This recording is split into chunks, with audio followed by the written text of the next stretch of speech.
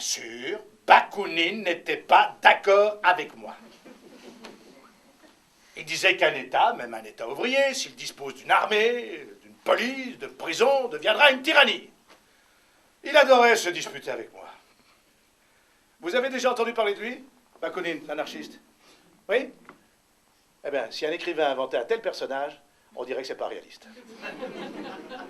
Dire que Bakounine et moi, nous ne nous entendions pas, est un euphémisme. Écoutez ce qu'il disait sur Engels et sur moi, lorsque nous étions ici, à Bruxelles, en train d'écrire le manifeste communiste.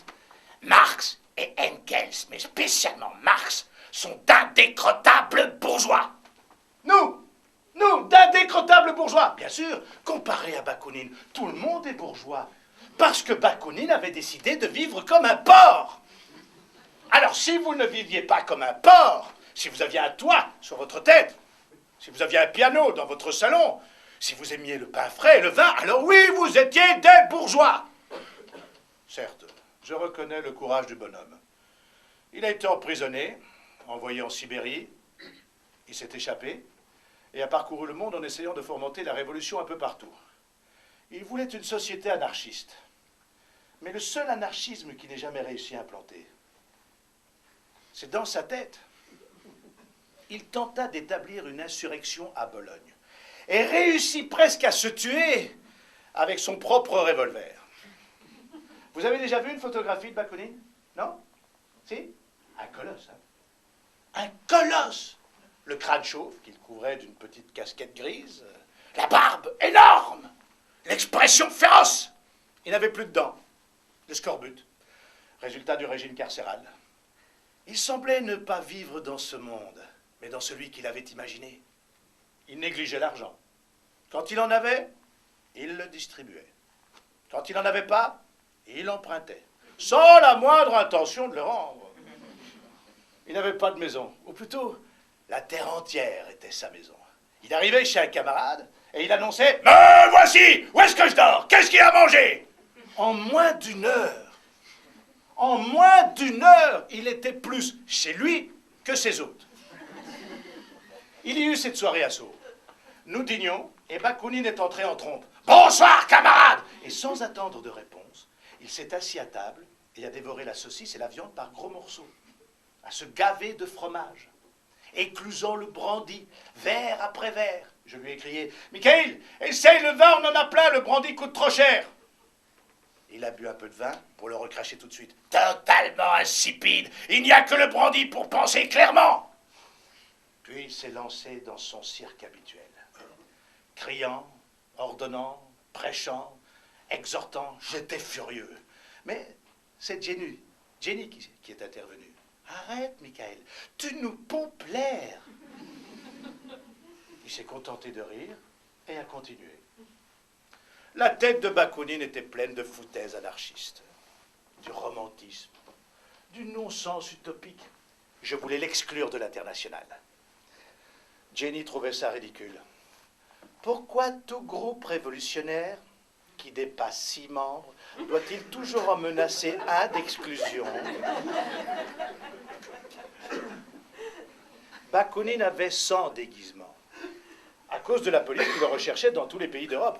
Quand il est venu nous voir à Londres, il était déguisé en curé. Finalement, il pensait comme un curé. Il avait l'air ridicule. Bakounine et moi, on a bu et on s'est disputé. On a bu et on s'est disputé encore. Je lui ai dit, Michael, tu ne comprends rien au concept d'État prolétariat. On ne peut pas s'affranchir du passé par la magie d'un seul moment orgasmique. Nous aurons à construire une nouvelle société en tenant compte des vestiges de l'ancien ordre. Ça demande du temps. Non! Une fois l'ordre ancien abattu, le peuple vivra directement dans la liberté ou la perdra! Ça a commencé à prendre un tour personnel. Perdant patience, je lui ai dit, Michael, t'es trop bête pour comprendre.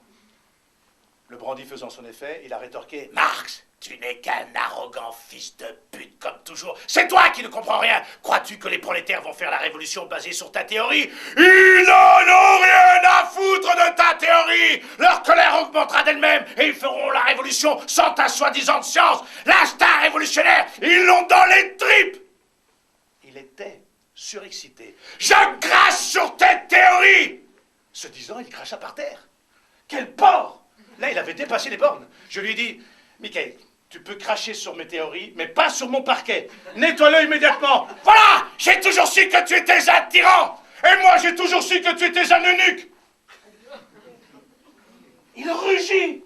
On aurait dit un animal préhistorique. Il me bondit dessus. Non mais imaginez la scène, il était énorme. On a lutté par terre, mais on était trop sous pour se faire vraiment mal. Après un moment, on était tellement fatigués qu'on pouvait tout juste rester là, à reprendre notre souffle. Puis, Bakounine s'est levé, comme un hippopotame sortant d'une rivière. Il a déboutonné son pantalon et s'est mis à uriner par la fenêtre. Je n'arrivais pas à en croire mes yeux. Que diable es-tu en train de faire, Michael? Qu'est-ce que tu crois? Je suis en train de pisser par ta fenêtre. Mais c'est dégoûtant, Michael. Je pisse sur Londres. Je pisse sur tout l'Empire britannique. Non, là, tu pisses sur mon trottoir. Il n'a pas répondu. Il a refermé son pantalon. Il s'est couché par terre et s'est mis à ronfler. Je me suis couché moi aussi et j'ai très vite sombré.